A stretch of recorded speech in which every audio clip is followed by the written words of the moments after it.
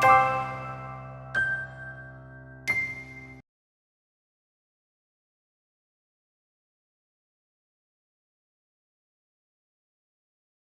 going to start by saying something controversial, and you're not going to like hearing it.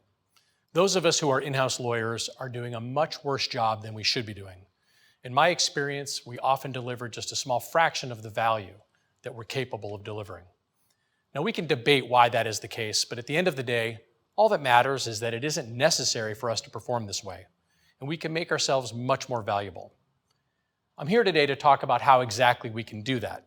And yes, I believe that in the space of this presentation, I can share insights that will fundamentally change the way you think about your role and what value you can deliver. I'm going to start by talking about the very basic guidance that exists today for in-house lawyers and why it falls short.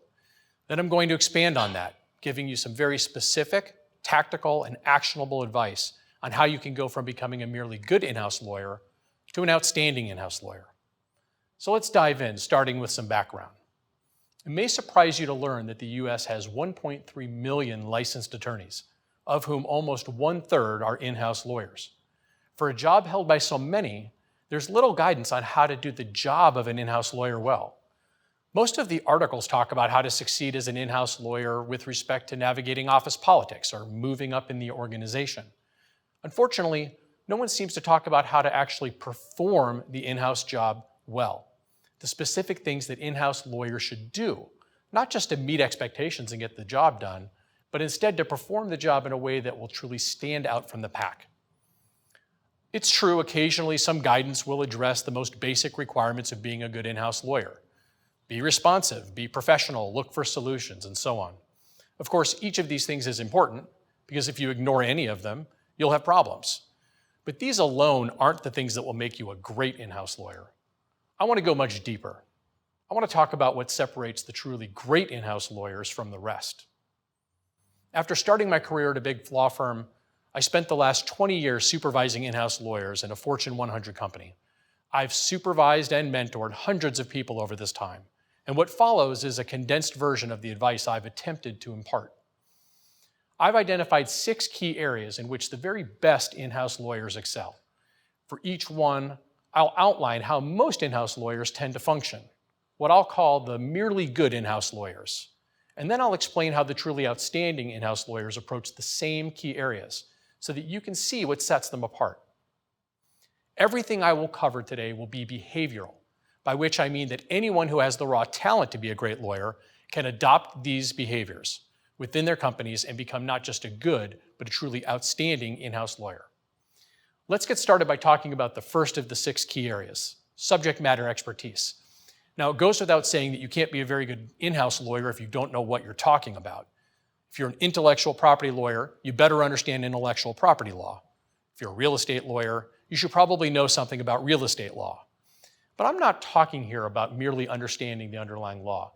I'm also not talking about keeping up to date on the underlying subject matter. And I'm also not talking about understanding each term in your agreements.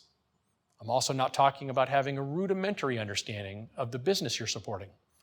All of that should be completely obvious. If you don't understand your area of the law, you don't keep up to date on it, and you don't know what the contract terms mean in your own contracts, then I would argue that you're failing to have even a basic level of competency. You certainly will not stand out from the pack by doing just the things that everyone rightly expects you to do. In-house lawyers who are merely good often have a basic understanding of the business that they're supporting. They understand the difference, for example, between a product business and a service business. They know whether they are in a B2B or a B2C business. And they may even have a basic understanding of the revenue model. But too often, this is where they stop. In my experience, the truly outstanding in-house lawyers are the ones who have a passion for diving into the business dynamics of their companies. They're naturally curious people. They actively seek out and read everything they can get their hands on about the industry, where their company fits within the competitive landscape, and how both of those are evolving. They're passionately interested in the challenges that likely lie ahead. They also understand their company's strategy and goals, and they understand those things well enough to know where any particular deal or arrangement fits within that overall company strategy. Lastly, they understand how relationships with other parties fit into and ultimately serve the company's long-term objectives. These are people who are constantly asking questions, circulating articles, and engaging their business colleagues, trying to understand what really drives the success of the company in order to better support those executives in the deal-making or problem-solving processes. These are people who are constantly educating themselves about all aspects of their company and its line of business. Let me use an example to drive home the point. I was interviewing 2 finalists for a senior legal position. Now, I always give people the opportunity to ask questions, and I heard 2 very different sets of questions on this occasion. The first candidate asked questions about his office location, his vacation entitlement, his hours, and which specific executives he would support. Now, those were all fair questions, and the answers could definitely affect the quality of one's experience and therefore affect the desirability of the job. But these questions didn't need to be asked necessarily of me as the final decision maker. They could have been asked of anyone on my team. They could have been asked of human resources. It made an impression. The second finalist had an opportunity to ask questions, and she did something different. Here's what she wanted to know from me. What were the most significant changes impacting the business over the last 5 years?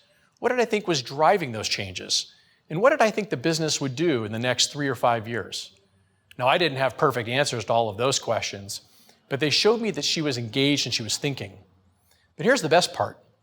She didn't just have some canned questions. She had real answers to these questions. So when I thought that I was being clever and turned the questions around on her, she had a real perspective.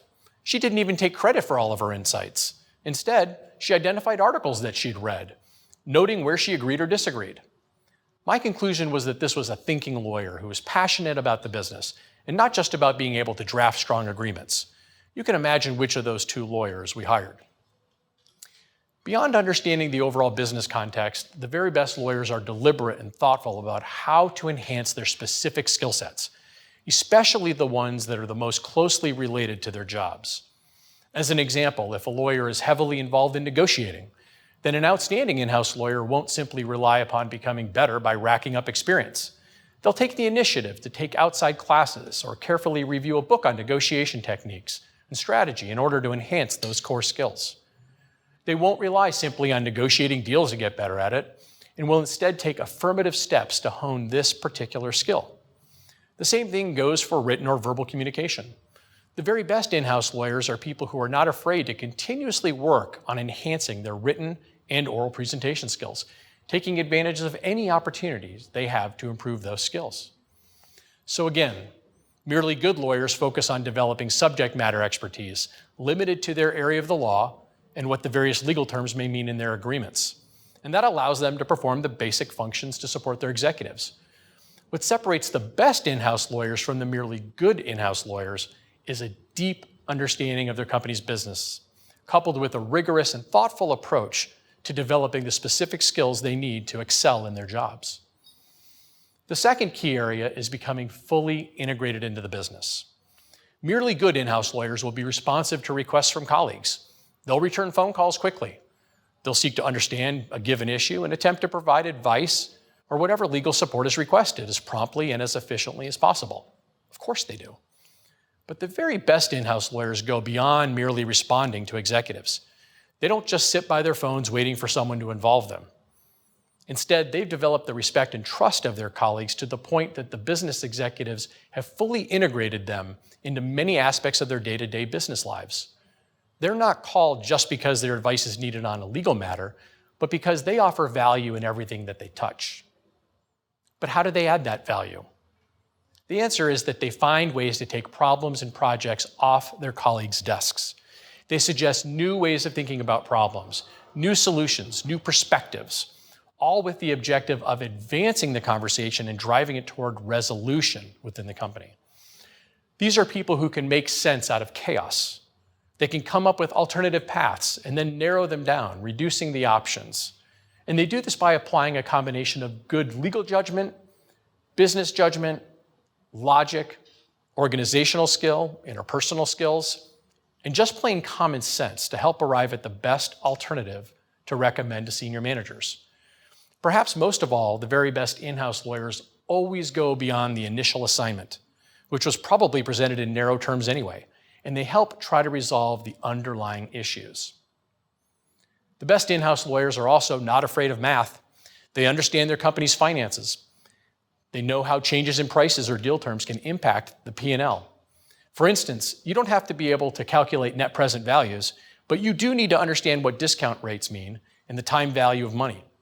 Your business colleagues will be impressed and will involve you in more discussions than they would merely good lawyers, whose eyes often gloss over when numbers are discussed, often even joking about that in the process. The best in-house lawyers make it their goal to understand all aspects of their company's business. They learn who are the customers, who are the vendors, the suppliers, the competitors, even the stockholders. They understand how their company makes money and the economic pressures it's facing. They follow their industry in the press as much or more than they follow legal developments. Having acquired such business knowledge, the very best in-house lawyers go beyond and volunteer additional ways they can be helpful. What are some of the ways they do this? And how do they find ways to add value? Well, here's an example. I told a few people on my team that I was heading into an important meeting with one of our newest senior executives. One person nodded and said that she was available if I had any questions beforehand. How nice, I thought. Another person called me before the scheduled meeting to see if I needed any updates before heading into the meeting, and since I didn't know which areas required an update, I couldn't articulate any questions for him at that point. I'm sure he thought he went above and beyond by calling me, but it wasn't actually that helpful. Let's compare these lawyers to a third one. She sent me a short note that identified the most pressing deals in her area. She identified the most important open points in each one of those deals, and she attached a couple of charts illustrating the landscape of deals in her area so that I could quickly get a snapshot of what market terms look like and where the open deals fell within those market terms. I printed her note and the cheat sheet, marked them up, and entered my meeting feeling completely prepared and deeply appreciative of the third in-house lawyer who had taken the 20 to 30 minutes needed to go the extra mile. Sometimes it is as simple as providing a short written summary or a cheat sheet for an executive that wasn't requested but might prove helpful. Other times it may be offering to take a more holistic look at a recurring issue or problem and volunteering to come up with a better approach. The key here is to put yourself in the executive's shoes and ask what you can do to make that person's job easier. These are the most common behaviors I found in the very best in-house lawyers. Your business colleagues will go out of their way to include people who do this, which will give you the opportunity to do more to add value and to work on more exciting challenges. The next area is truly partnering with executives. It is, of course, true that in-house lawyers have an important role to play in making sure that business is conducted legally, ethically, and appropriately. But sometimes in-house lawyers take this so far that they become excessively conservative, mistaken in the belief that their only job is to reduce or even eliminate risk. Proposed projects that involve any measure of risk are shot down with little or no explanation, and that is incredibly frustrating to your business clients. Ideally, an in-house lawyer will offer solutions to accomplish a business person's objectives. They'll propose alternative paths and methods so that the lawyers are not preventing the business from moving forward, but are instead providing advice on how the business can move forward without taking undue risk. This can sometimes lead to a natural conflict of interest. The business person is incentivized to generate a business result, typically measured by additional revenue, lower costs, or something else of strategic value. An in-house lawyer may believe that he or she is primarily concerned with avoiding an embarrassing mistake, in which case preventing certain projects from going forward may seem like an easy way out. The problem, of course, is that the lawyers who are identified as business killers do not have a long-term future with their business executives, and they're relegated to more routine or even boring matters. Eventually, business colleagues may just stop calling, may stop including people who seem to say no all too often. The way to break through this is to try to align your interests as much as possible. Sometimes that may mean saying to an executive, I understand how important this project is to you, and I'm going to do everything in my power to help you get it done. Then an outstanding in-house lawyer will come up with ways to get a project done at an appropriate level of risk, understanding that very few steps involve a total elimination of all risk. A truly outstanding in-house lawyer does not give a business colleague the impression that they're on opposite sides, such as by sending lengthy CYA emails. Instead, they pull the executive aside and say that there's risk involved in taking a certain approach, and then they offer an opinion about whether the risk is within the range of reason or is instead excessive. Some business executives, I feel, live in fear that they're somehow being set up by in-house lawyers who are busy writing internal emails, identifying every potential risk in a project, just so that if something does go wrong, they can point to the list and blame the executives. That's not true, of course, but you need to develop relationships with the business executives so they recognize that you treat their problems and challenges as your own. They need to understand that you're working on solutions and risk mitigation to benefit everyone and to protect everyone, including that business executive. You want to be thought of as someone who helps the company execute on a strategy, not just as someone who consumes part of the company's overhead. You want your business executives to think of you as a partner and not as someone who will throw them under the bus by forwarding their bosses a ream of emails containing back and forth that was intended to be confidential. Coming up with problems is easy, but that doesn't help the company. Finding a way to say yes does help the company. What is difficult and what requires a degree of trust with the executive is for the lawyer to go further and make an informed judgment or even a prediction of how things are likely to play out, explaining that there is, of course, no certainty. If you think about it, this is what business executives are forced to do every day. They look at a situation, they make predictions about how certain actions will or will not unfold in the marketplace. An in-house lawyer who's so cautious and conservative that they never make predictions drives a wedge between the lawyer and the business executive, who doesn't have the luxury of simply looking at the state of the law, identifying every problem and issue, and just throwing their hands up. Everything that business executive does requires judgment about the future, and the more an in-house lawyer can join in exercising judgment in an informal way, in discussions with the business executive, the closer that relationship will be. Develop your skills and a deep understanding of the business so you will have the confidence to enable you to be comfortable making judgment calls and even predictions where appropriate. Just to be clear, there are many times where you must tell business executives no. These are the times when you must have the courage to be tough. If you reflect seriousness and intelligence, you will command the respect of others, including the most senior executives and board members. You must have gravitas and presence to stand up to the boss and push back when you're convinced that the only way to proceed in a given situation is to say no. And you must do that gracefully so that your position is made clear and no one is embarrassed in the process. Another key area is anticipating issues. Of course, any lawyer worth his or her salt needs to be able to spot legal issues when confronted with a fact pattern. That's what we learn to do in law school, and that's what we do. A good in-house lawyer will do this consistently and reliably. But a truly exceptional in-house lawyer will do more. Not just spotting legal issues and business issues once they have already arisen, but by anticipating that certain issues are likely to arise and helping executives to plan for them.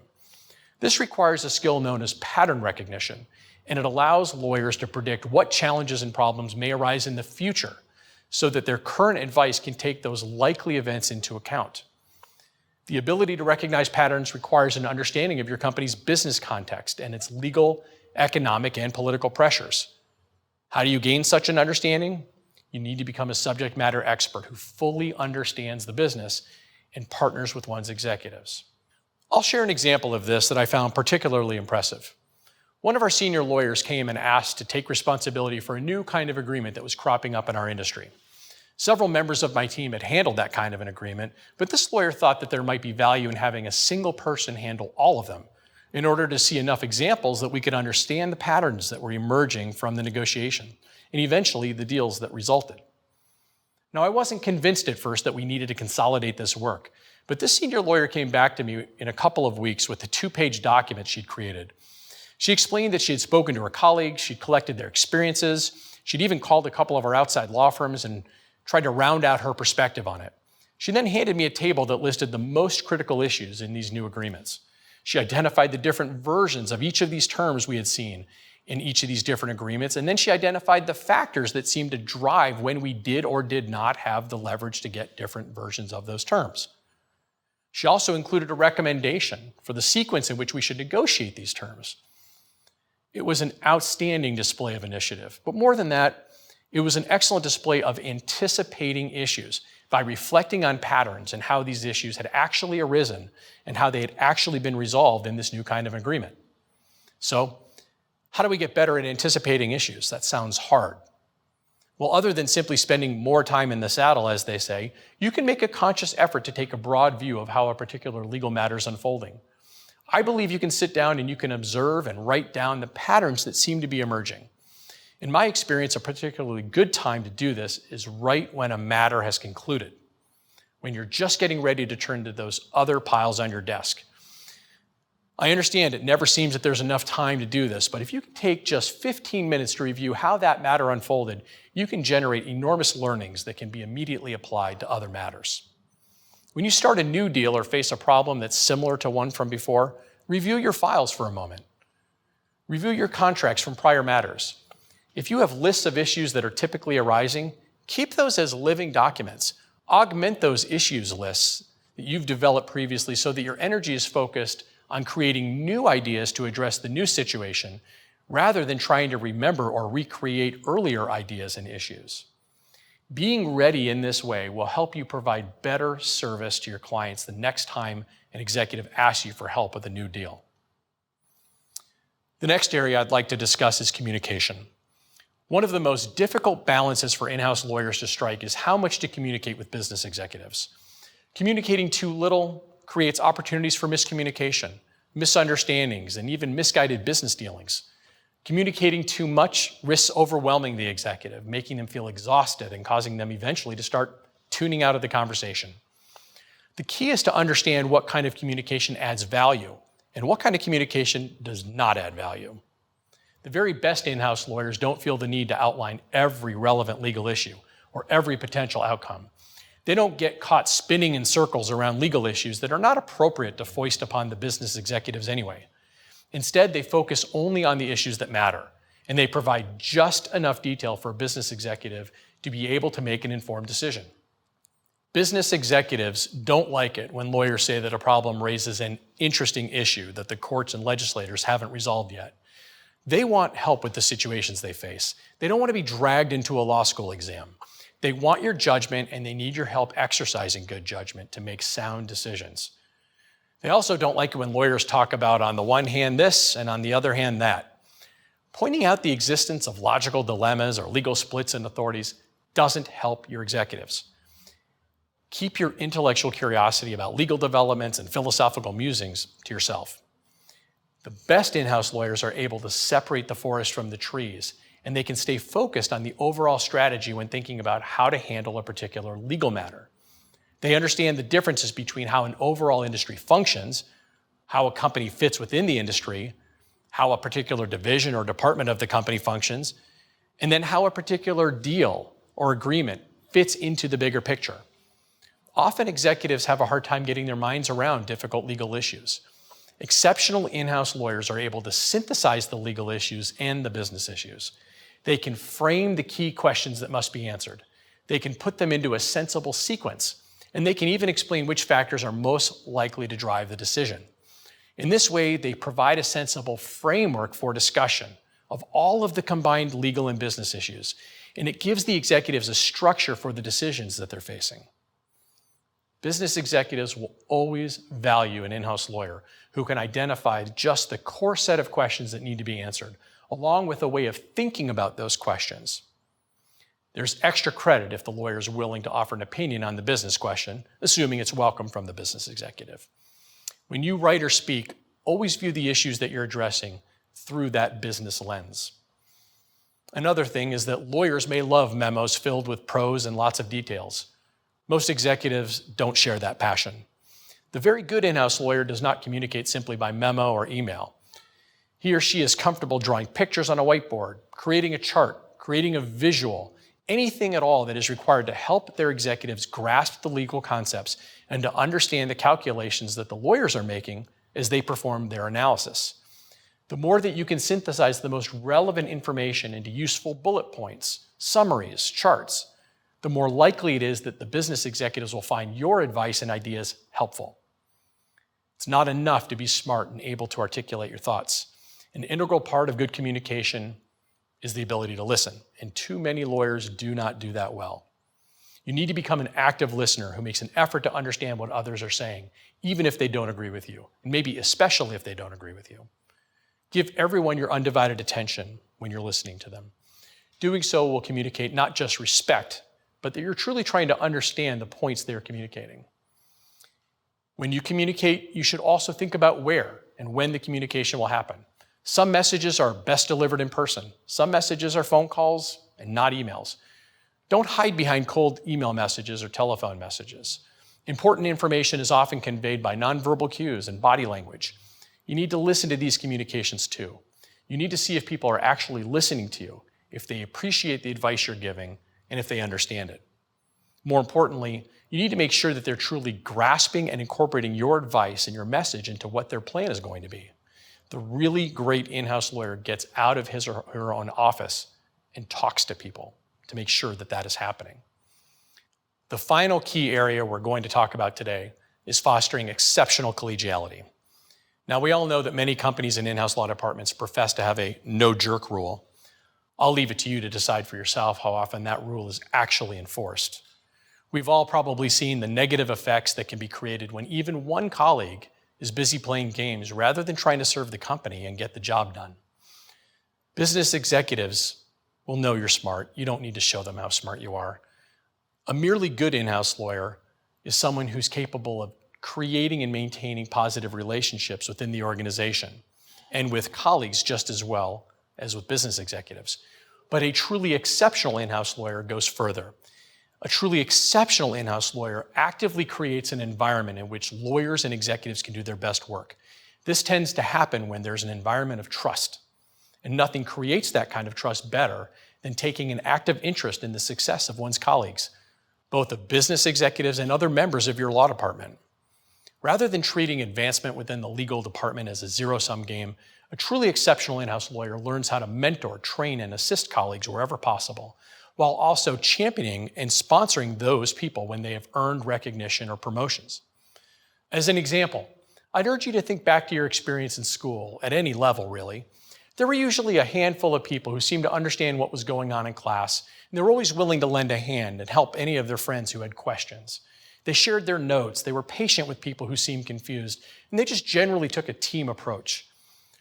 Perhaps you saw this conduct and felt that it was somehow naive, particularly in a competitive environment, but my own sense is that the people who were able to teach the material often did the best because teaching drove home the lessons as much as any review might have done.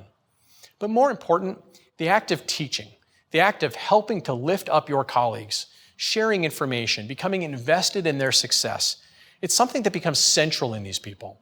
And when it carries over to the workplace, it creates huge benefits in terms of trust and collegiality. When people feel safe, not knowing all the answers and asking questions, not being worried about being made to look foolish by their colleagues, the environment is better, and the final work product is better too. So while you don't need to position yourself as some all-knowing guru, it would serve you well to become a helpful, kind, and supportive colleague.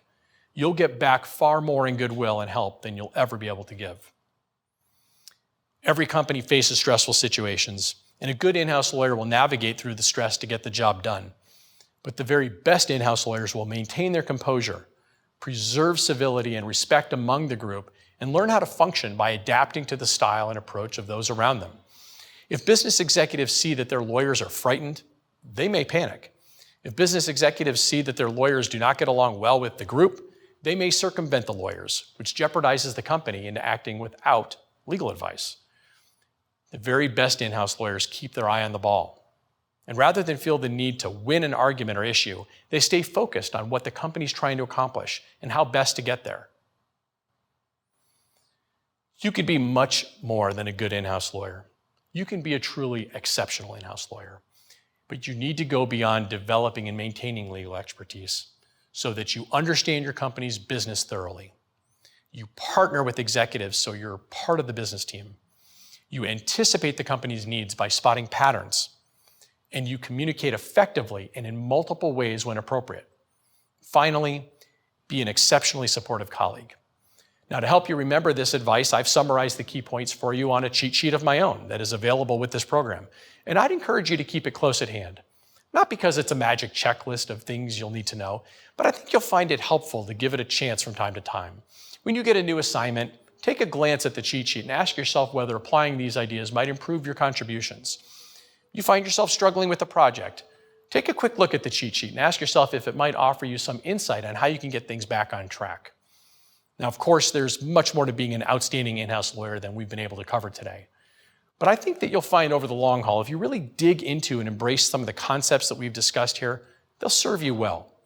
You also will be well on your way to setting yourself apart from the universe of in-house lawyers who view their roles much more narrowly. I wish you the best of luck. Now go kill it.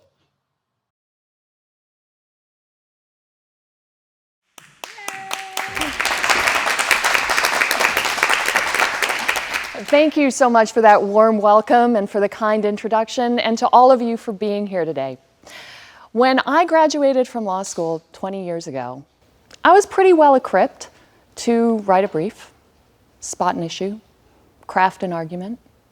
But I had absolutely no idea how to write or manage to a budget, or what an accrual was, or why I cared, or an alternative fee arrangement.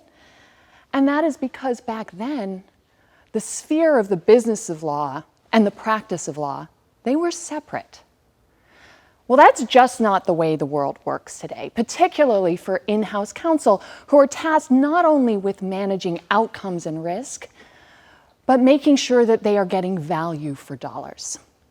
And so what my co-presenter here and I are going to talk to you about today is how to have it all, and do it in the ever-changing, difficult world of complex litigation. A moment on my background. I did practice law. I did complex litigation work for 17 years, first at Simpson Thacher and then at Orrick, where I was a partner for a long time.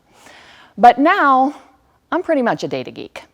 So my company, Digitory Legal, does cost analytics, platform and services to help bring data-driven cost pricing and cost management to law. And we do it with a mission. That mission is to help law firms and legal departments succeed in an evolving legal market. And I mention that mission because, some of the problems that I'm about to talk about, they're not new, but they do have a new urgency, and they need to be attacked and addressed in new ways. And the problems start here. Ask a law firm what a complex litigation would cost, and typically, historically, the answer would be some version of this. And I call that the snowflake problem because part of it is cultural, based on the deeply ingrained belief within our profession that because every piece of complex work is unique, like a snowflake, it's really just impossible to estimate the cost. Now, I did, as I mentioned, practice law for 17 years. I was a partner for many of those, and for most of that time, this answer worked. And that meant that there was no real incentive for law firms to dig in, to scope out their matters, to manage their data, to stop guessing, because clients thought legal was different. They thought every case was a snowflake too. That is no longer true. Today's corporate legal departments are under immense pressure to forecast accurately, do more with less, show value for dollars spent. And you can see this shift in the meteoric rise of legal operations and legal procurement. These are two job categories that did not exist 5 years ago and are now two of the most vocal and powerful forces of change in law. And the mission of these professionals is to apply traditional business discipline to law, and these are the tools they are using to fulfill that mandate. And what you're seeing now is a rising tide of alternative fee arrangements, budget caps, competitive bid situations that are affecting even the most complex work. So bottom line, whether you're inside counsel or outside counsel, you must cost out your complex work with more precision and make sure that there is more value in your spend than has ever been done before. And getting this right is mission critical. Which brings us to the reason it's hard. Turns out that that snowflake approach has consequences, because historically, industry-wide, we have not managed data well, particularly in the billing context. And that has created what I call data debt. We got a lot of it, doesn't tell you anything. And so when you try to run analytics on that data without first making it actionable, I'm going to come back to that concept, you're basically putting lipstick on a pig. You might have a shiny dashboard, Look under the hood. Everything it says is meaningless and wrong. Now, actionable data. All right, I did warn you that I am a data geek, and now we're going to go deep into why. The reason that I am the way I am, that I am so passionate about data, is because I have seen its power. Nothing moves the needle faster and more effectively in this industry than actionable data. Actionable. It's an important modifier.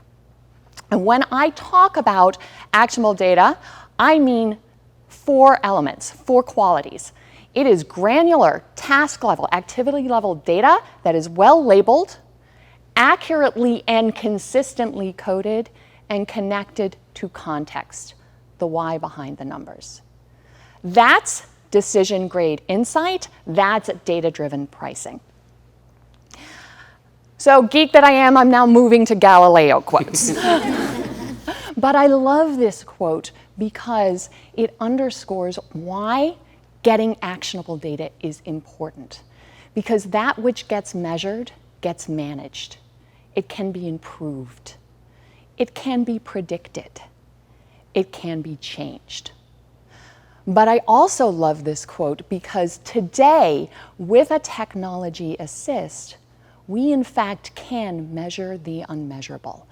And legal billing data is the perfect example, because this opaque, jumbled mess is what an industry standard billing file looks like. It is dirty. It is confusing. It is poorly structured. If anyone attached codes to it at all, they did it inconsistently and wrong, and at far too high a level for you to see value. But technology can help you unlock all of the rich detail within that data to give you what you need to know to make accurate cost predictions, to estimate well, to see value behind the numbers. And what you're seeing here is a visualization of what I call actionable data. A couple important pieces you'll notice is that you can see scope, the tasks that were done. And that is incredibly valuable for a couple of reasons. First, that's the only way you as inside counsel can possibly compare apples to apples. It is the only way to get unit costs that will anchor your budget or your spend when circumstances change. And let's face it, they will.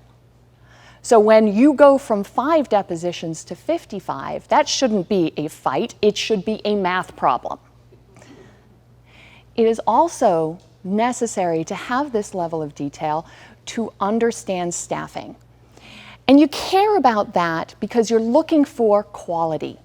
Are you getting the high-level resources where you want them on the key tasks that have the most value? And efficiency. Are lower-cost resources being used where appropriate?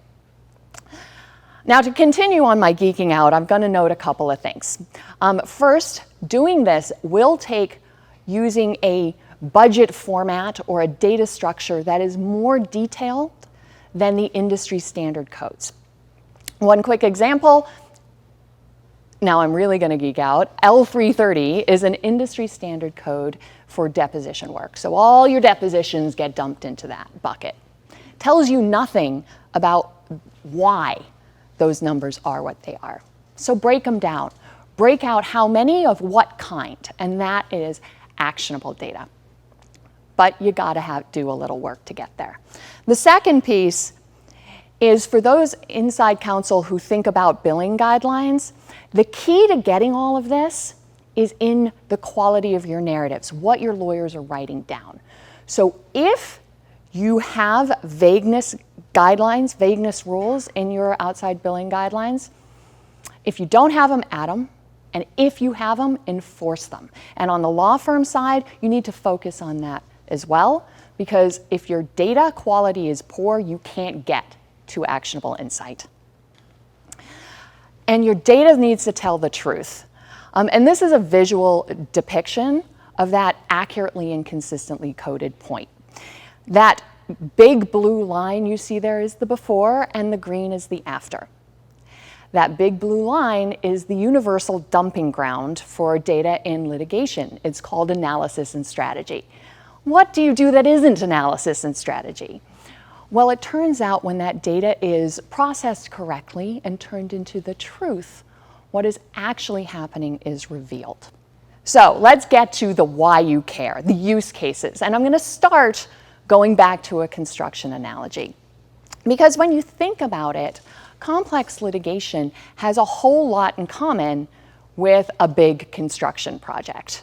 If you don't scope it well and measure it and manage it throughout, you're going to end up with a money pit. Now, I like to make this analogy a little bit personal. So what you're looking at isn't anybody's kitchen. That's my kitchen. And the reason you're looking at my kitchen is because I am actually the only person I know who's been through a massive remodel and still likes their contractor. And the reason for that isn't because nothing changed. Of course it did. It's because before anybody did any work, we became educated consumers and made sure that that project was scoped down to the nail. And that sent clear expectations and created accountability on both sides. And we had a material change order process because stuff happens, things change.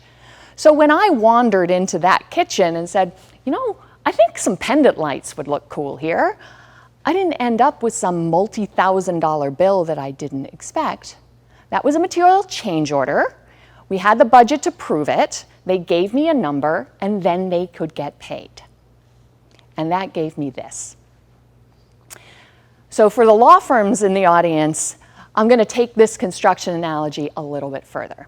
This contractor got 7 figures in referral work within 6 months. Not because my kitchen is pretty, which it is, by the way, but because of this.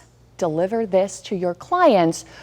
Legal operations key performance indicator is budget to actual, so give them this and you will get more work. And that which gets measured can be predicted. I'm going back to my snowflakes because when you have actionable data, patterns in snowflakes start to emerge. And when you have that data at scale, you can suddenly start predicting and estimating costs for different kinds of complex work with an unprecedented level of precision and deliver that no surprises value. Now, that which gets measured can be improved. It can be changed. We are a certified women-owned business.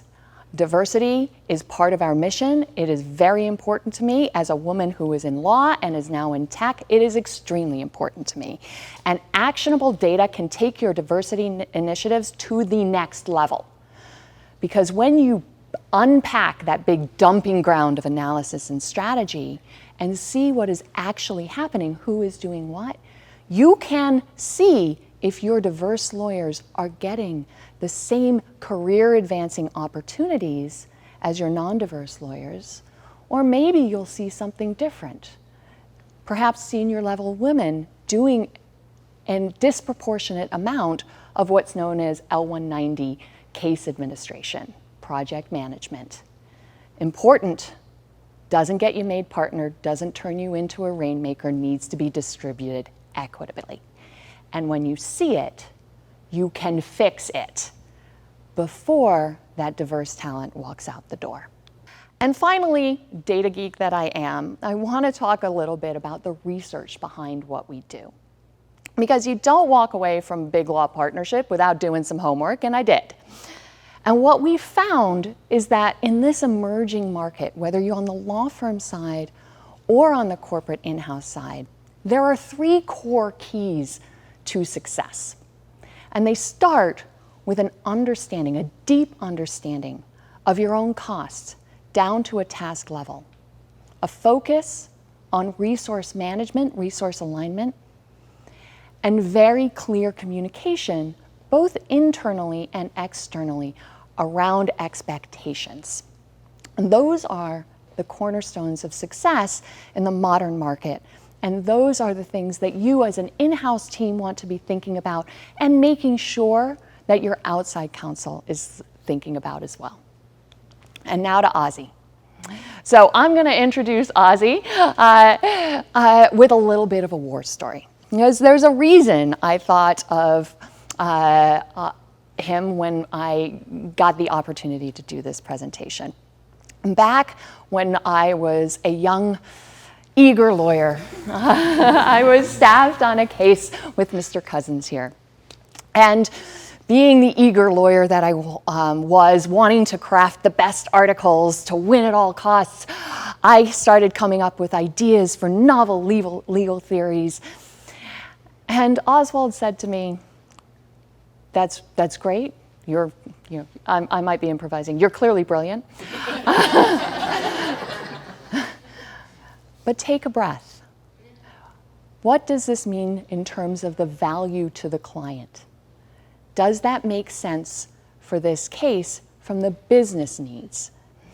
And so for me, when I started thinking about how to combine the concepts of excellence in service and business needs, business acumen, Oswald Cousins was my mentor. So with that, I hope I embarrassed you. I turn over the mic. I think we remember different things.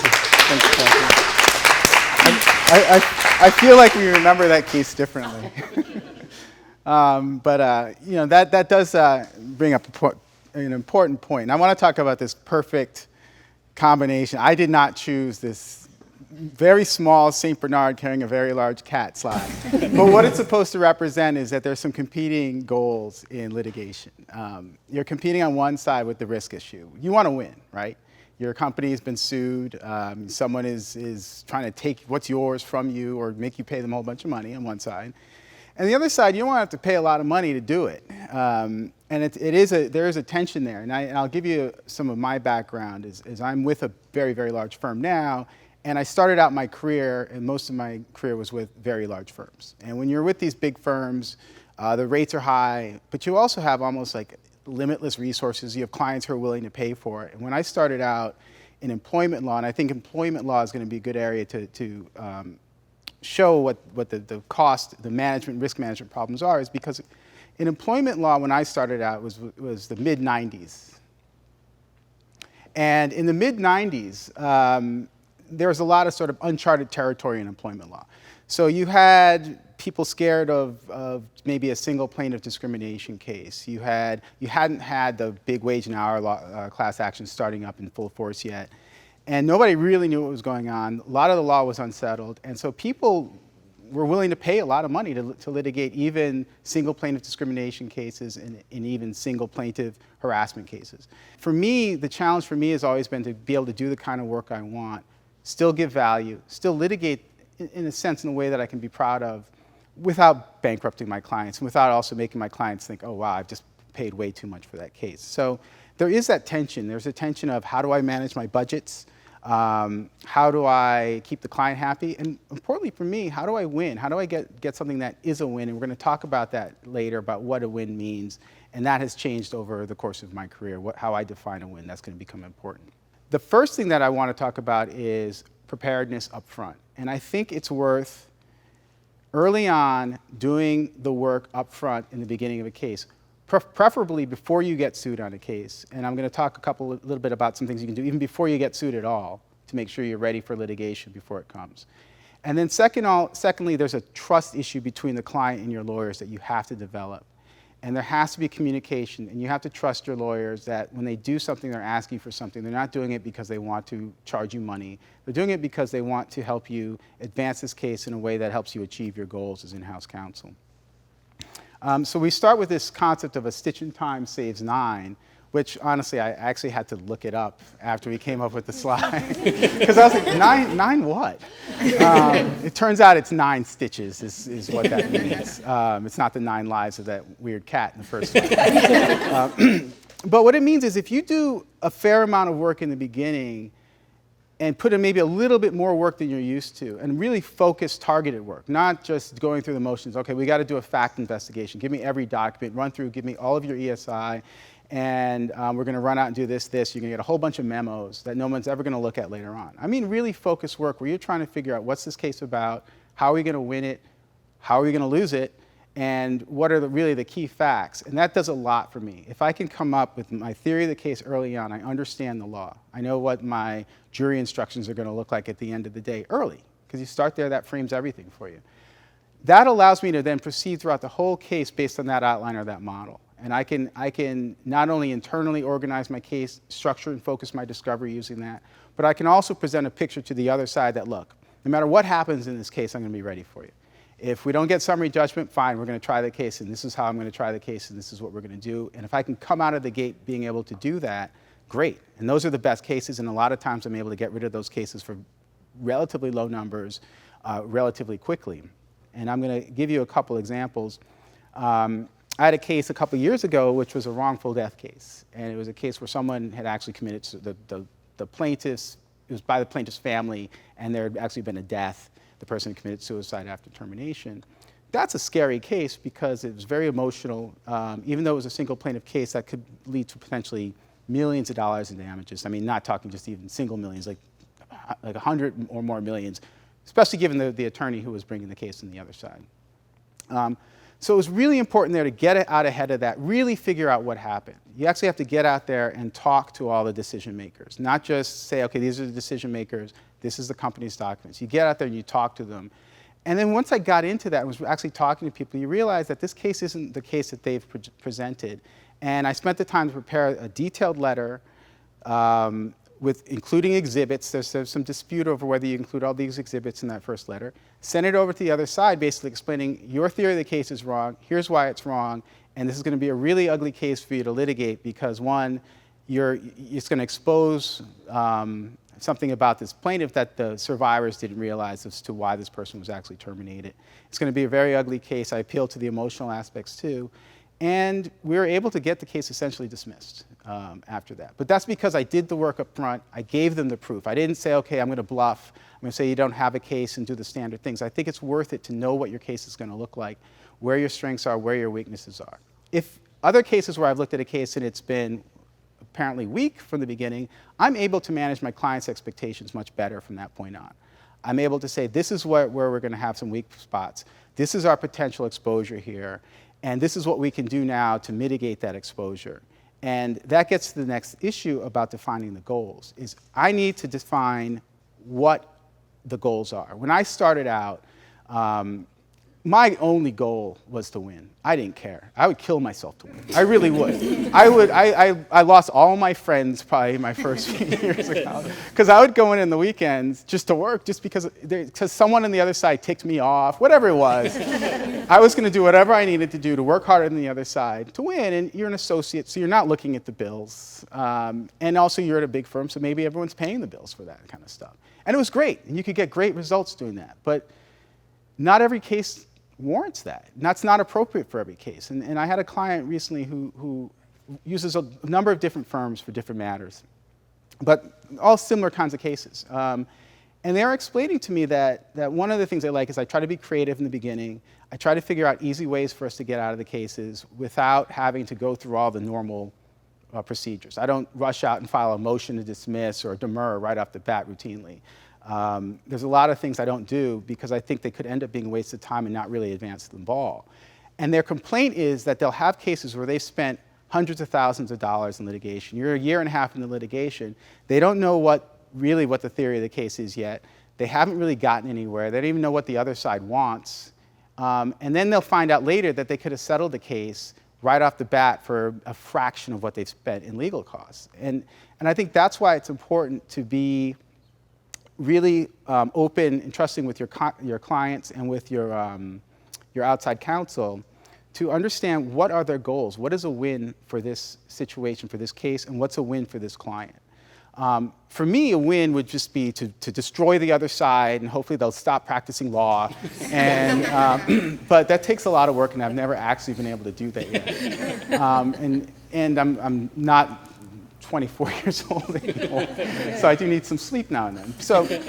So what is a win? A win could be you're going to get this case finished early, cost effectively, and it's not going to be disrupting our business anymore, and you have a certain time frame where you can get it done. You also have to consider whether your client has other goals. You have clients, especially in emerging companies, who want to try to get financing. They may want to set themselves up for IPOs. They don't want litigation hanging out there. So there are these other competing goals, and you have to keep that into account and communicate that to your outside counsel. And you as outside counsel have to then appreciate that and take that into account as well. What is it to the other side? What does the other side want in the case? That's the value to opponent and prospect. I like to get demands early, and I like to have that discussion start early just to see where they're coming from, because that helps you decide how aggressively you're going to litigate this case. One of my clients was telling me a story about a case where the other side probably with their attorneys in the first 2 months had probably spent over $100,000. And they realized, though, that when they finally got a demand from the other side, the demand was for far less than that. And if they had solicited the demand right up front, I don't believe it shows weakness, but if they solicited it right up front, they would have been able to put some perspective on the case, and then maybe that could have just initiated settlement discussions before a lot of unnecessary motion practice and before a lot of routine discovery had been incurred. And then you need to know, if you're going to decide what your goal is, how are you winning this case? What are you going to do to win it? And that's where things like the staffing and the budgets become critically important. Staffing. When I started out, we might have cases that were large class actions, or they might be very aggressive multi-plaintiff cases involving maybe 10, 15 plaintiffs alleging something very, very serious that was going to require a lot of work from a lot of different people. So we might have large teams. I believe the case that Catherine was talking about was a relatively leanly staffed case. And I'll talk about that one a little bit, because Catherine and I do different things. We're both at ORIC, we both did litigation, but in litigation, her litigation, it was generally large consumer class actions and product liability type things. And the stakes were extremely high always. Like every one of those cases was going to live or die in the multi-million-dollar range probably. And so you're going to approach a case like that a lot differently. Those are bet the business type of cases almost every time. The cases I do, they can be bet the business. A trade secret dispute might be a bet the business case because someone has walked off with the crown jewels of your company, and you want to make sure that you aren't going to lose your market share or be put out of business by this move. But some cases might be a store clerk got fired, or it might be an assistant is complaining that they didn't get paid a certain amount, and the amount of value isn't that much. So you need to really tailor the way you're approaching that case to the needs of the client in that case and to the goals you're trying to achieve. And that's another important lesson I had. It was from a client. It was from a large client. They had the resources, they had the money, and their general counsel said, look, you guys, the other side's lean and mean. They're almost sort of like guerrilla warriors. They file whatever they want. It looks like garbage, and you guys sneer at it, but it kind of gets them what they want. And if it doesn't get them what they want, they haven't spent a lot trying to do it. And we would be on the other side going, okay, well let's let that citation's appropriate. And doing like word counts and all this stuff. And she says, I get it. You want to do A-level work. This case doesn't need A-level work. It needs you to figure out what's important and do that. And if there's a typo in there once in a while, I'm not going to hold that against you. That doesn't mean we want typos, but it just means that you really need to understand the needs of that case and focus your litigation to the needs of that case. You don't need to do the A-level work every time, even though I will. But that doesn't mean you should have to pay for it all the time. And I think what that requires is a certain level of trust between you and your attorneys. If you're in-house counsel, it shouldn't be you against the other side for your attorneys. That relationship is critical. It should be the fact that, look, even if, depending on what kind of a fee arrangement you have, and I'll talk about that a bit, is we've had fee arrangements, for example, where we do these flat fee arrangements or phased fee arrangements, where you're going to get a certain amount for certain parts of the litigation. And if you're really rigid about that all the time, you're going to find out that your attorneys might be shortcutting things. If you're not looking to be flexible, if you're not looking to be reasonable and saying, look, we get it. This case isn't the case we thought it was going to be in the beginning. Let's adjust that a little bit here, or maybe we'll adjust that in the next case, or just something so that they don't think you're just trying to take advantage of every single case every single time and get every last nickel out of your outside counsel. I think that requires that relationship and that trust, that you trust that your attorneys are acting in your best interests, and you want them to succeed. I think one thing you can do early on is bring your attorneys into your business to help them understand the business and understand what you're dealing with. One of the better relationships I've had, one of the first things we did is I flew across the country to go to meet with the client, saw their headquarters. We actually went through their training to see what their training looks like at the store level, just the basic stuff. So I really understood what they were talking about and what they were dealing with, what their workers did. I understood that my client was an in-house counsel who was managing litigation across the entire country from basically effectively a small cubicle with 2 people helping them. And it was amazing how leanly staffed they were, but you also appreciate what they're dealing with, that they need you to be efficient and they need you to be timely with your things. And it just changes that dynamic so much that I really feel that helped build a very essential effective relationship. Situations where not as great, or sometimes you'll get these very disinterested clients. They feel like it's the attorney's job just to get rid of the case. Okay, I've gotten sued, we've hired you, now get rid of it. And then it's like pulling teeth to get information out of them, and you don't really feel like they're really all that engaged. You need to be engaged with the case. You need to have an understanding of what this case is about, where it's going to go, and what the strategies are for getting rid of it. And you have to be part of that team. Even from the outside, you have to be part of that team so that they know that you're there to support them and get them what they need. And you'll trust that they're going to be doing what they need to do to make sure that they achieve the goals that you want them to reach, whether the goal is getting rid of it quickly, whether the goal is winning it outright, whether the goal is just mitigating the risk. Whatever it is, you want to make sure you're on that same page and that you're trusting them to accomplish that goals within the budget. Catherine, did you have anything to say? Thank you.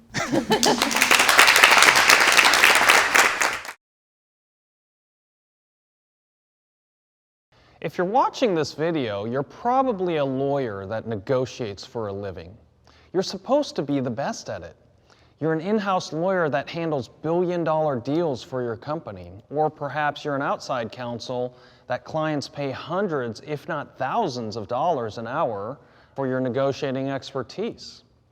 And yet, ironically, many lawyers have never actually been trained on how to negotiate.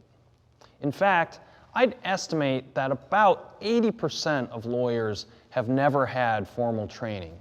And by formal training, what I mean is either taking a class in law school or an undergrad, perhaps taking an MCLE class such as this, or attending one of those seminars that you see advertised in an airplane pamphlet in the back of the plane. Or maybe you've read one of the many negotiating books out there, and there's many titles, but for example, Getting to Yes or something like that. Now, all of those things are highly recommended to improve your negotiating skills, and believe me, I've done them all and they do help. You might be asking yourself, really? Isn't negotiating an art form? How can you teach negotiating? It's an art. You hear that a lot from different folks, and they might be saying, you just have to experience it and learn through osmosis. Well, I hear that a lot. Some of my partners might say things like that. Usually it's some of the older lawyers that have been practicing law for 50 years before they had these many resources out there available to you. Let me tell you, all of that is a load of crap. There are proven strategies and techniques to make you a better negotiator that have been researched and taught for years in business schools and law schools throughout the world. What I'm here to do today is teach them to you. What I basically did is I started with my negotiations class that I took in business school, and I boiled it down into the most important concepts, and then I adapted it into the practice of law, because what we do as lawyers is a little bit of a twist on the typical types of negotiations that you see. I've been teaching this curriculum at my law firm for years now, and I've gone before clients, my partners, other senior associates to let them in on these techniques. And let me tell you, once you understand the theories, it will open your eyes to becoming a better negotiator. There are many concepts and principles to negotiating, but today I'm going to focus on 2 of the most important ones. We're going to start with what I call the negotiating playing field, and then we're going to weave in some concepts on what is ethical and what is not ethical. Just like a quarterback factors in his field position and adjusts his plays based on that, a good negotiator needs to know where they stand in the negotiating playing field. So for example, if you're on the 5-yard line, you're not going to throw a Hail Mary pass to get 5 yards, right? You're going to do a running play. Whereas if you're back, on the 50-yard line or the other team's 5-yard line, you might do that, okay? So what does the negotiating playing field look like for negotiations? It looks like this. It's on your screen.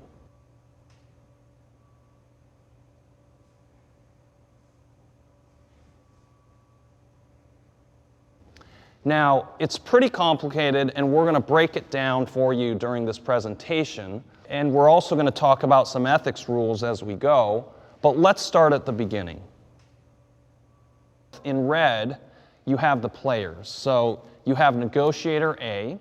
Think of that as perhaps the buyer in an M&A deal, or perhaps the defendant in a litigation settlement. They want a low price.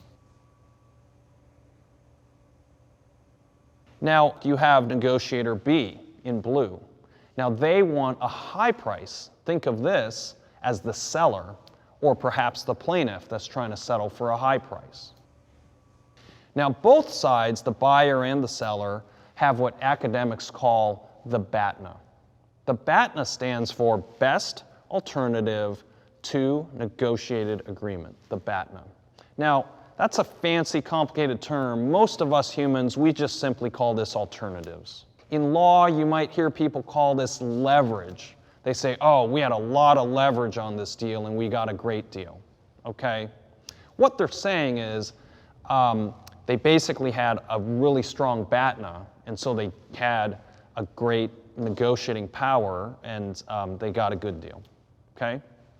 Now, if you take your BATNA or your alternatives and you boil it down to a tangible embodiment of value, that's what people call the reservation point. So for example, perhaps your BATNA is to sell a business to a stalking horse bidder in an M&A deal, okay? That's going to be your alternative or your BATNA. And let's say the sale price is $2 million.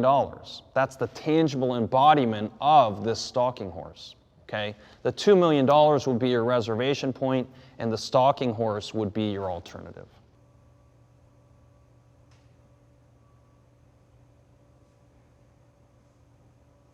Now keep in mind that the BATNA is always going to be the most important part of a negotiation. It's the source of all of your negotiating power. If you have a weak BATNA, you're going to get a weak deal. If you have a strong BATNA, you're going to get a good deal, okay? The best negotiating tactic that you can use is to try to improve your BATNA. Go out and get other alternatives. Now, that's great in theory, but in practice, alternatives aren't really falling out of the sky. So, what can you do to improve your BATNA when you have a pre-given set of alternatives? What you can do is you can improve the perception of your BATNA, okay?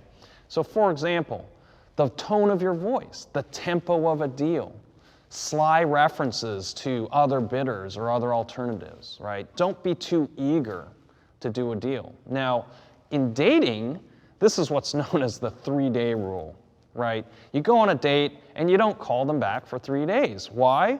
Because you've been busy dating 2 other people. You have so many different alternatives. The same concept applies in negotiation. You want to do the same thing if someone calls you and leaves you a voicemail. Maybe you don't call them back till the end of the day. Why? Because you were busy prepping your witnesses in a litigation, or you were busy talking to 5 other bidders. It's the same concept as the 3-day rule, okay? A question I get a lot is, should I reveal my BATNA? The answer is generally no. Otherwise, people are going to play what they call the Price is Right on you. Now, you've probably seen the game show where they bring down 5 contestants and all 5 are giving bids on an item that's for sale. And of course, the second to the last person bids $1,000 and the last person outbids them by $1, 1,001. That's what I call the Price is Right, okay? This is what happens to you when you reveal the BATNA. The other side is just going to take your BATNA and bid $1 more than that. As the seller, you're going to have no rational choice but to take the deal. But you're not really going to get a lot of value. You're going to get $1 of extra value over your BATNA. So don't reveal your BATNA. Now, if you can't do that, what can you do? You can signal your BATNA. You can say things like, hey, this is a really hot auction, or I've consulted with my lawyer and we have a really strong case here, okay? These are signals that you can give to the other side that indicate you have a strong BATNA without actually revealing it. Now, what about the next step, or going beyond that and lying about your BATNA? Should you ever lie about your BATNA?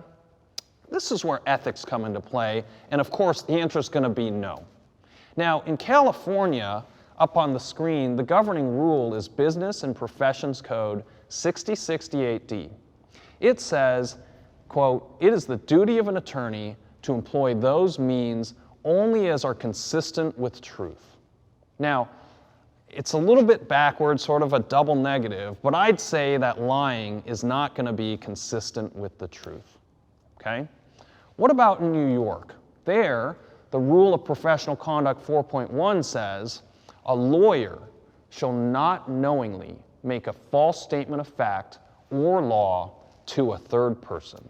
Now that's pretty clear, right? Don't lie. Now, although this presentation is MCLE for California and New York, I also want to explore the ABA Model Rule 4.1.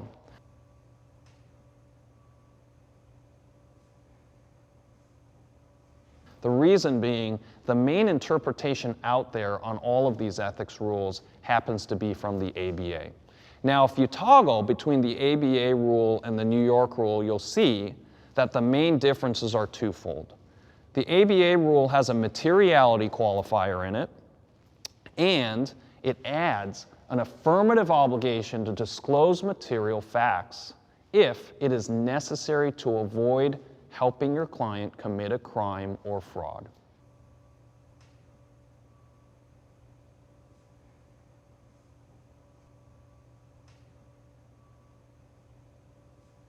So you see those two subtle differences. Now, whether you're in California, New York, or another state, you might be asking yourself, really? I can't lie at all in a negotiation? What about a small little lie? What about that time when you said, there's no way my client will agree to that, and you knew it wasn't true? What about when you said, we have a ton of interested parties other than you, and you knew that they were the only buyer?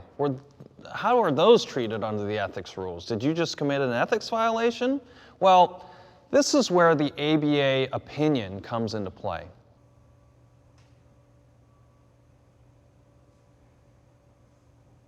The opinion talks about an important concept called puffing or posturing. Now, these are things that an ordinary negotiator would not be justified in relying upon.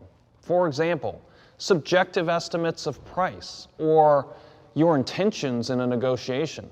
Those aren't treated as facts under the model rule.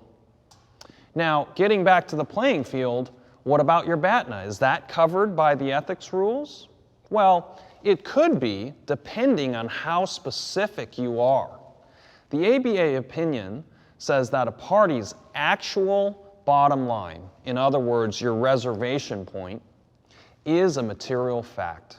So for example, if in a negotiation you said, I have another buyer that's willing to pay $2.8 million, and that was just flat out not true, that would be a potential ethics violation. Okay? But what about my earlier example where you said, hey, we have a ton of interested buyers? Here, the words ton and the words interested are going to soften the statement up. What exactly is a ton? Is that 1 or is that 10? That's a subjective question, okay? And what about interest? A lot of interested buyers. Well, maybe I just passed 2 people in passing that said, yeah, I might be interested, but they haven't submitted a bid. That could be a lot of interest. That could be a ton of interest, in my opinion. That's a subjective statement, right? Ultimately, the test is, what would a rational negotiator be justified in relying upon? Any of those qualifiers make it a subjective statement so that reliance on it is not justified and it takes it out of the scope of the Model Rule 4.1. Now, even setting aside ethics rules for a second, you generally don't want to lie about your BATNA because it's going to skew the playing field and it's going to lead to bad negotiating results. Now, if you've ever heard of the term overplaying your hand, you'll know what I mean. This is what happens in poker when you get a bad deal and you have no good cards.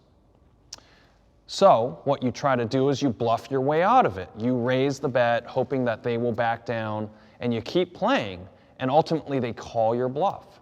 This is essentially what can happen if you lie in a negotiation. Now, you may not get caught the first time you do it, but most of the deals that we do as lawyers are multiple issues. And along the way, you're going to get caught in a lie over the course of a multi-month negotiation. So, if you shouldn't reveal your BATNA and you can't lie about your BATNA, what can you do? You can signal alternatives and sometimes reveal the alternatives in principle, but you don't want to reveal your actual reservation point. For example, you might say, my client has a lot of interested buyers, or we have a very strong case against you that we think could result in millions of dollars of damages. That's signaling your BATNA. The other thing to keep in mind as a negotiating technique is to always remember that the other side has alternatives too. If you can figure out what the other side's BATNA is, then you can play the Price is Right on them, and you can bid $1 above their BATNA, get a great deal done, and get all the value.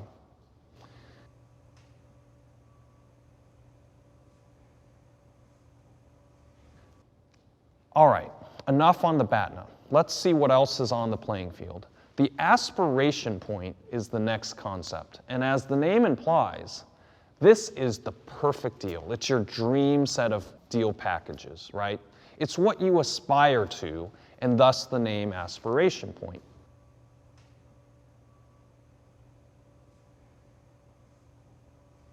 As a general rule of thumb, you want to be aggressive, but still reasonably aggressive with your aspiration point. Keep in mind, because it is a dream deal, you're not really going to get your aspiration point a lot of the time. If you find yourself frequently getting your aspiration point in your negotiations, it means you're either the world's best negotiator or it means you're under-aspiring. Now, if you're watching this video, I doubt you're the world's best negotiator, no offense. It probably means that you're being too timid and your goal setting is too easy. One of the keys to being a good negotiator is to know thyself. If you tend to be a little more reserved and under-aspire, then you should be aware of this about yourself and try to step it up a notch and be a little more aggressive, okay? Another thing to keep in mind as lawyers is that oftentimes our clients have the opposite problem. They often over-aspire. They're unrealistic. Their expectations are just too crazy, okay? If that is the case, you should be counseling your client and bringing them back into the realm of reason. They call us legal counsel for a purpose. This is one area where a little wise counseling can lead to a much more satisfied client and a more productive attorney-client relationship. Now let's move back to the negotiating field.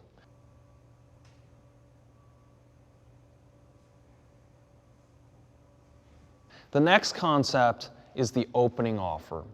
And that's an easy one to understand. It's very intuitive. It's just the first offer that you're going to make to the other side. Now realize that the first offer is always going to be a double-edged sword. You're negotiating against yourself with the first offer. On one hand, if you're too aggressive, it's going to lead to what they call the chilling effect. This is when you say, hey, I'll pay $100 million for it, and the other side is expecting something a lot higher. They say, that's a non-starter, and they walk out of the negotiating room. Okay, that's the chilling effect. You just killed the deal because you were way too aggressive. Now, on the other hand, if you're too timid in your opening offer, you're going to end up with what they call the winner's curse. This is where you throw out your first offer, the other side hears it, and they immediately say, Okay, great, we got a deal, I'll take your offer. And you end up kicking yourself on the way out because it was just too easy and you left money on the table. You could have gone with a more aggressive offer, but they took it because you were too timid. You want to avoid either extreme. What you want to do is plot your first offers to avoid the chilling effect, to avoid the winner's curse, and you're somewhere in the middle. The other thing to keep in mind with opening offers is that you should always try to go first, unless you know less than the other side. This is what we call the scale of knowledge. The buyer has some information and the seller has some information,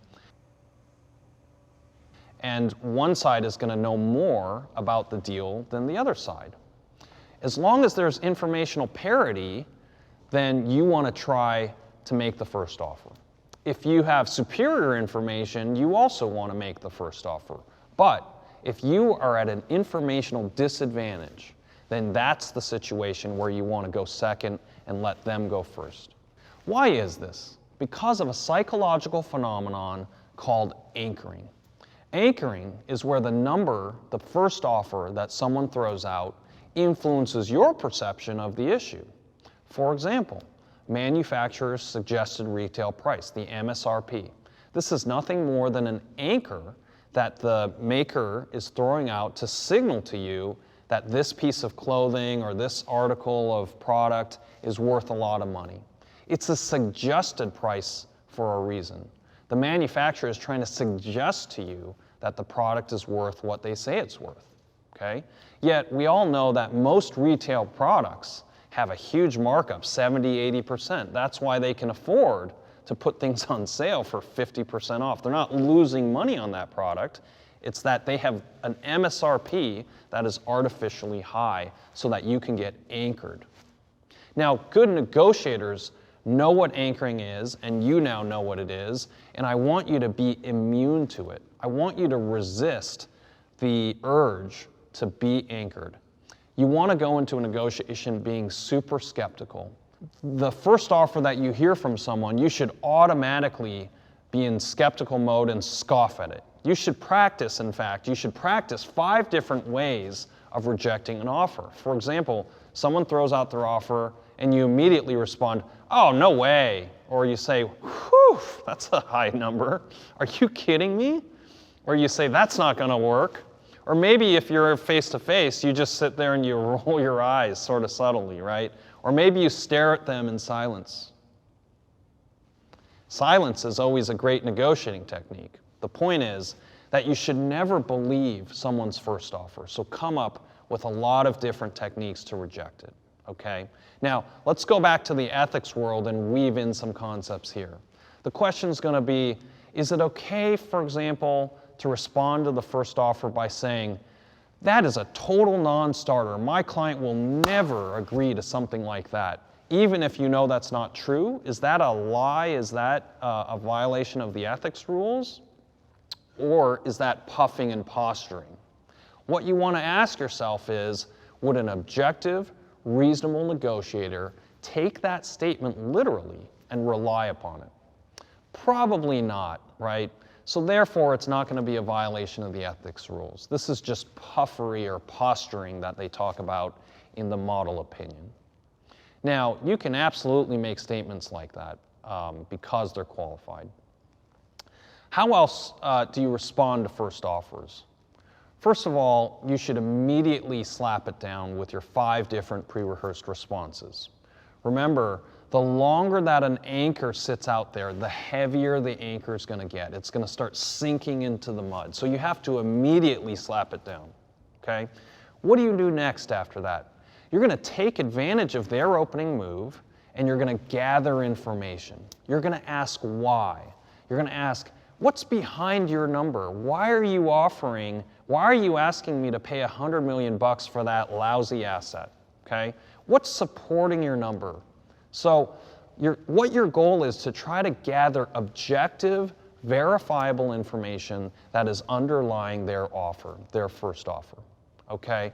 Now, if you get that objective, verifiable information, then you can adjust your offer in response to that information. On the other hand, if they're not giving you any other information, they're not giving you objective information, and it's not information you can verify, yet you still adjust your first offer or your second offer in response to theirs, then you just got anchored, my friend. You should never change your opening offer just because they threw out a number that was much different than yours, right? That's nothing more than looking at an MSRP and saying, hey, I think it's worth more just because you told me a high number. Unless they can prove to you that there's some substance under that number, unless if they can justify the number, you should stick with your game plan. Adjusting an opening offer merely in response to their opening offer, it has a name to it. It's called getting anchored. Don't do it. Enough on anchoring. Let's go back to the playing field and talk about our last two concepts. These are the ZOPA and the bargaining zone. The ZOPA is the zone of possible agreement. It's simply the distance between the two reservation points. Now, usually the ZOPA is a positive distance, and that's how I have it drawn up on the screen. But I want you as a negotiator to be aware of ZOPAs that are going to be really small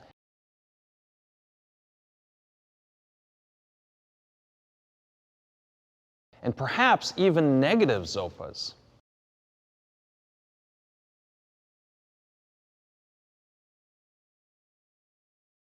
If you find that you're in a deal that has a negative ZOPA, you should cut loose and walk out, because every moment that you continue negotiating a negative ZOPA deal is a waste of your time, your company's time, if you're outside counsel, your client's legal fees, right? So learn to spot a negative ZOPA. Now, let's go back to the BATNA for a second and the ethics concepts we talked about earlier.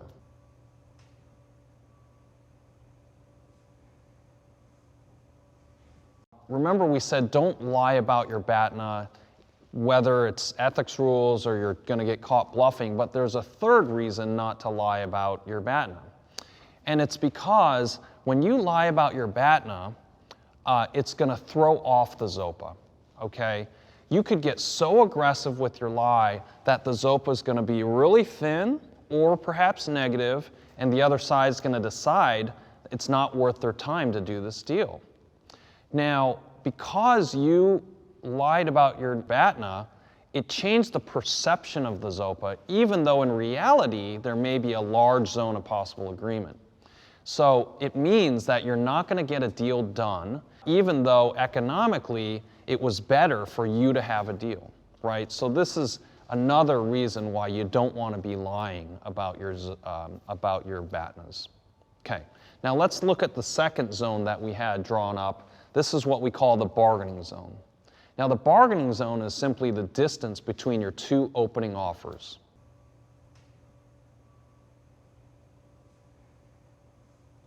Now again, the way I've drawn it up on the screen, the bargaining zone is typical where it overlaps with the ZOPA. Now if that's the case, there's a deal to be struck that benefits both sides. However, sometimes in a negotiation you'll get to the point where the bargaining zone does not overlap with the ZOPA, and I want you to learn to spot that. It either means that the other side was being too aggressive with their opening offers. Remember, this is what we call the chilling effect.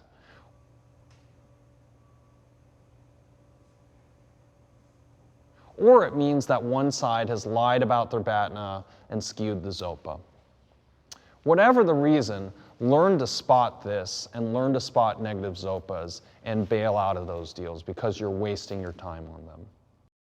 So, what we covered today is hopefully going to be helpful in your next negotiation. We covered some of the basics like the playing field, we covered the concepts of BATNA, opening offers, negative ZOPAs, and we weaved in some concepts of ethics. These are the core principles that are going to help you in your next negotiation. I can't wait for you to use them. Good luck.